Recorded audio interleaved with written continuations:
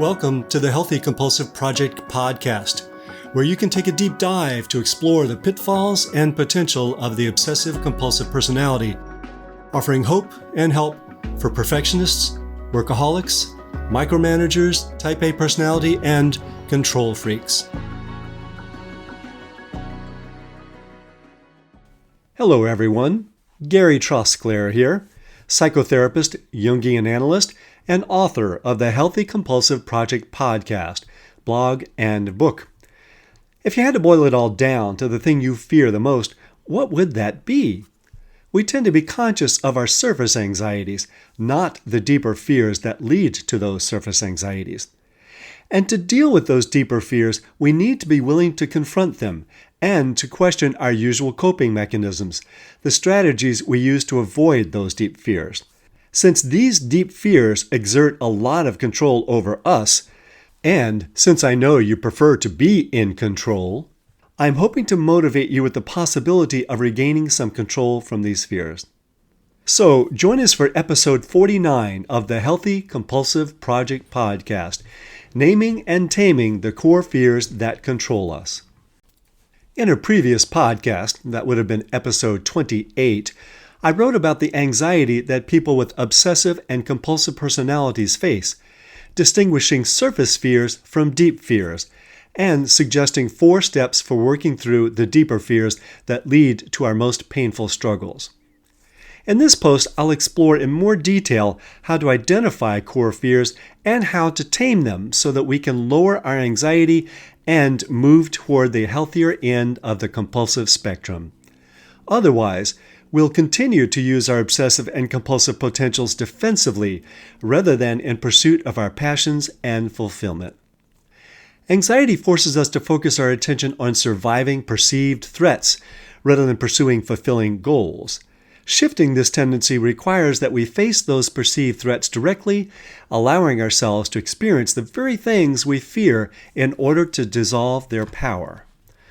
We can see fear in work in the many ways that we try to avoid it. For example, controlling, overworking, people-pleasing, and perfecting. These psychological symptoms, often labeled as defenses, are simply the coping strategies that we use unsuccessfully to try to manage our fear. They are also the barriers to our fulfillment. Surface fears, deep fears, and core fears. Surface fears are the ones that we are immediately aware of, such as whether your partner is loading the dishwasher correctly, whether you've worked hard enough on that spreadsheet for your boss, whether your guests will be disappointed in the pasta primavera you've prepared, or whether you've packed enough underwear for your trip to the family reunion. But also more substantial fears such as having a business or relationship fail. The first step to diminishing anxiety is to identify the deeper fears underneath surface fears.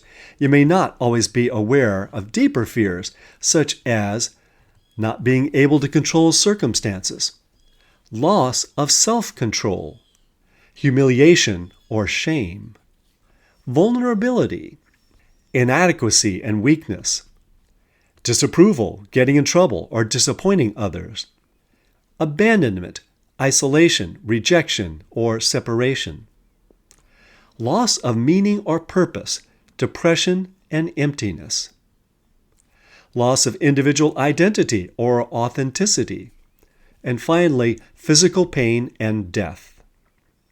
If one of these deep fears underlies all of the other fears for you, we could call it a core fear.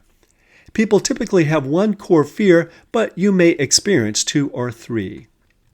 Examples of unknown core fears. Let's imagine some examples of people not realizing their core fear. Francis supervises his hires closely.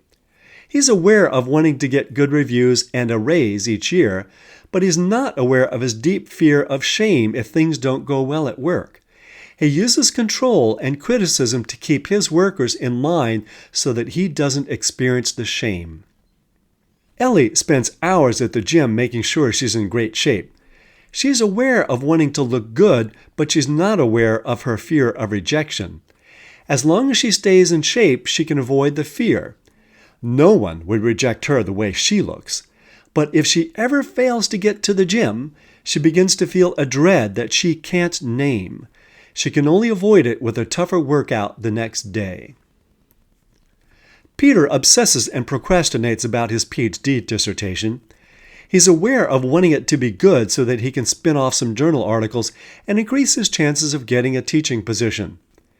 He's aware of his fear of not getting a job, but not of his fear that he can't control the circumstances of a possible job search, and many other things in his life.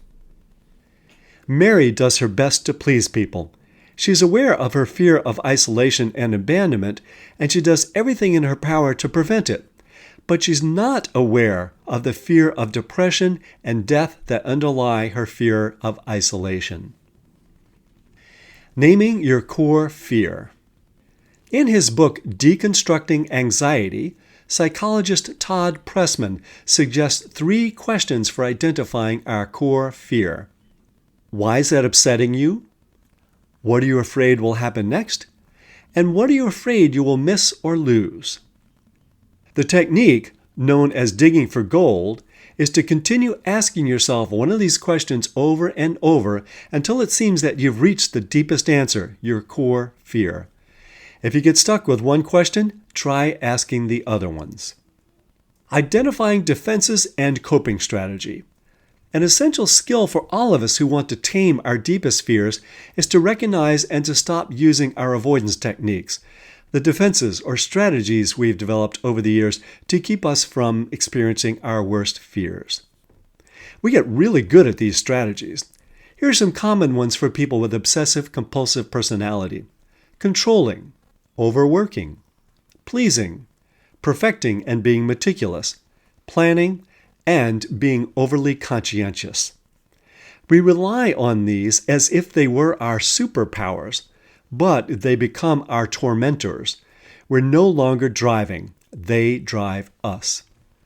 The result of using them to avoid what we don't want, rather than to approach what we do want, is always that we become more afraid over time rather than less afraid. Taming the fear, do the opposite. Once you've named your core fear and the ways that you usually defend against it, you can begin taming the fear by exposing yourself to it and doing the opposite of your usual strategy. Now, this is not to encourage anyone to be reckless by abandoning responsibilities or jeopardizing their well-being. I'm addressing this to the sort of people that can afford to shave off a lot of the extra effort. You can use both imaginal techniques and changes in day-to-day behavior, starting with smaller issues and moving towards larger ones. Imaginal techniques.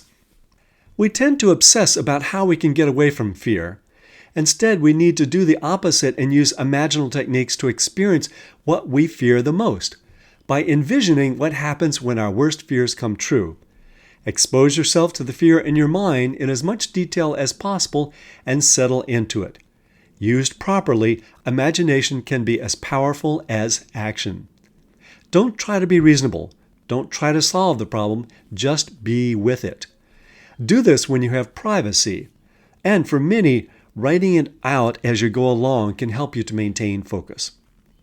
What would happen if your fear went on for an hour, a day, a month? Even if it seems like nothing is happening, keep asking what's happening. Be as detailed, graphic, and visceral as you can. You're creating an imaginary film of what your worst fear would be like so that you face it in your imagination. The point is to have an emotional experience that changes you, not just an intellectual realization. Watch for a shift. Our worst fear is eventually tamed. This takes perseverance, but it can yield effective results. Many people feel some relief the first time they do the exercise, but repeated investigations may be needed. Repetition will also continue to diminish the power of the fears. If you don't feel stable, it would be best to do this with the support of a therapist rather than on your own. You might say, but I do this all the time. It hasn't helped me one bit. Next time you do find yourself in this terrifying place in your imagination, notice if you're trying to get away from it or you're actually settling into it. Be curious about how you handle it, and it will shift with time. Day-to-day behaviors. We can also find opportunities in our day-to-day life to practice doing the opposite in order to face into our fears. Allow yourself to take chances with small tasks first and build up to larger ones. For instance, when you're tempted to exert control by telling others what to do, don't. Let them make mistakes without getting resentful about it. Getting past your fear is usually worth the downside of their, quote, mistake. When you feel urgency to work, clean, or fix, slow down or pause. Remember that you're trying to make a significant change in your life and it might feel uncomfortable. When you feel the pressured need to please someone else, don't.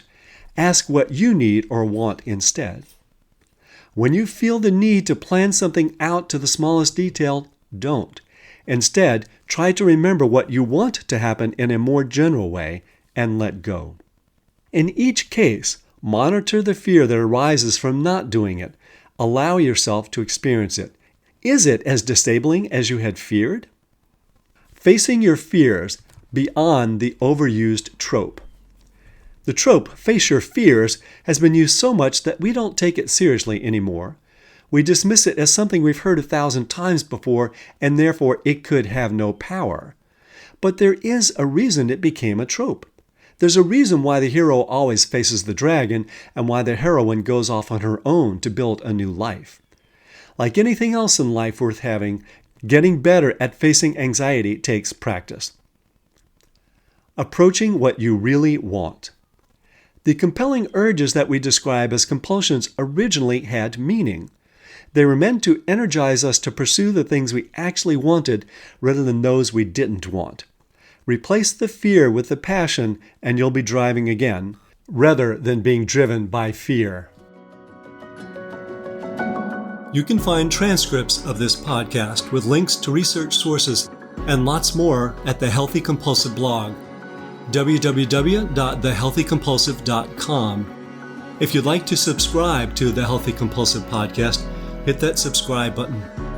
And for a thorough guide to cultivating the positive potential of the compulsive personality, find my book on Amazon, The Healthy Compulsive, Healing Obsessive-Compulsive Personality Disorder and Taking the Wheel of the Driven Personality. And if you find any of these helpful, let others know by leaving a review. Till next time, enjoy the drive.